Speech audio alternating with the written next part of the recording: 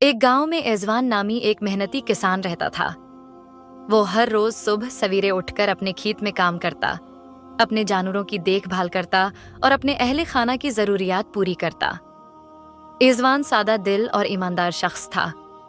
اس کی محنت کی وجہ سے پورے گاؤں میں اس کی عزت کی جاتی تھی۔ ایک دن ایزوان کے گاؤں میں ایک تاجر آیا جس کا نام اشفاق تھا۔ اشفاق بہت چالاک اور بے ایمان آدمی تھا۔ وہ لوگوں کو دھوکہ دے کر ان کے مال پر قبضہ کر لیتا تھا۔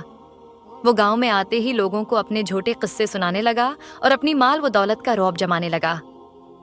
اشفاق نے ایزوان سے بھی ملاقات کی اور کہا، ایزوان بھائی، تمہاری محنت تو بہت اچھی ہے، لیکن اگر تم میرے ساتھ کاروبار میں شامل ہو جاؤ تو بہت جلد امیر ہو جاؤ گے۔ تمہیں نہ محنت کرنی پڑے گی اور نہ فکر، بس میری بات مانو اور میرے ساتھ شامل ہو جاؤ۔ ایزوان سادہ دل تھا، لیکن اس نے ہمیشہ ایمانداری سے کام کیا تھا۔ اس نے کہا، اشفاق بھائی، میں محنت سے اپنی روزی کمانا چاہتا ہوں۔ میں جانتا ہوں کہ اللہ سچائی اور محنت کا صلہ ضرور دیتا ہے۔ اشفاق نے ہنس کر کہا، ایزوان، تم بہت سادہ ہو۔ آج کل محنت کرنے والے نہیں، چالاکی کرنے والے کامیاب ہوتے ہیں۔ تم میرے ساتھ شامل ہو جاؤ، میں تمہیں جلد امیر بنا دوں گا۔ ایزوان نے اشفاق کی بات ماننے سے انکار کر دیا اور کہا، میں اپنی سچائی اور ایمانداری سے کبھی پیچھے نہیں ہٹوں گا، چاہے مجھے کتنا بھی نقصان ہو۔ کچھ دن بعد اشفاق نے ایک اور چال چلی۔ اس نے گاؤں کے لوگوں کو جھوٹ بول کر ایزوان کے بارے میں افواہیں پھیلائیں کہ وہ ایک دھوکے باز ہے اور لوگوں کا مال ہڑپ کر رہا ہے۔ گاؤں والے ایزوان کی سادگی اور ایمانداری کو جانتے تھے، لیکن پھر بھی ان کے دلوں میں شک پیدا ہونے لگا۔ ایک دن گاؤں کے بزرگوں نے ایزوان کو بلایا اور اس سے پوچھا، ایزوان، کیا تم واقعی لوگوں کو دھوکہ دے رہے ہو؟ کیا یہ سچ ہے جو اشفاق کہہ رہا ہے؟ ایزوان نے عاجزی سے جواب دیا، میں نے ہمیشہ ایمانداری سے کام کیا ہے اور کبھی کسی کو دھوکہ نہیں دیا۔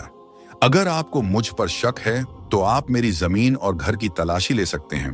بزرگوں نے ایزوان کی بات سنی اور فیصلہ کیا کہ وہ اشفاق اور ایزوان کے درمیان حقیقت جاننے کے لیے خود تحقیق کریں گے۔ چنانچہ انہوں نے اشفاق کے پاس جا کر پوچھا کہ کیا اس کے پاس ہے۔ ایزوان کے خلاف کوئی ثبوت ہے۔ اشفاق کے پاس کوئی ثبوت نہ تھا، کیونکہ وہ جھوٹ بول رہا تھا۔ جب لوگوں کو اشفاق کے جھوٹ کا علم ہوا تو وہ بہت شرمندہ ہوئے کہ انہوں نے ایزوان پر شک کیا۔ اشفاق کی چالاکی بے نقاب ہو گئی اور گاؤں کے لوگوں نے اس کا بائیکاٹ کر دیا۔ وہ گاؤں چھوڑ کر چلا گیا۔ ایزوان کی سچائی اور ایمانداری کی جیت ہوئی اور لوگ دوبارہ اس پر بھروسہ کرنے لگے۔ سچائی اور ایمانداری کی ہمیشہ جیت ہوتی ہے۔ جھوٹ اور دھوکہ وقتی طور پر کامیاب ہو سکتے ہیں، لیکن آخر میں سچائی کی روشنی ہی غالب آتی ہے۔ یہ کہانی ہمیں یہ سکھاتی ہے کہ سچائی اور محنت سے کبھی پیچھے نہیں ہٹنا چاہیے۔ مشکلات آئیں گی، لیکن آخرکار کامیابی انہی کو ملتی ہے جو ایمانداری اور سچائی پر قائم رہتے ہیں۔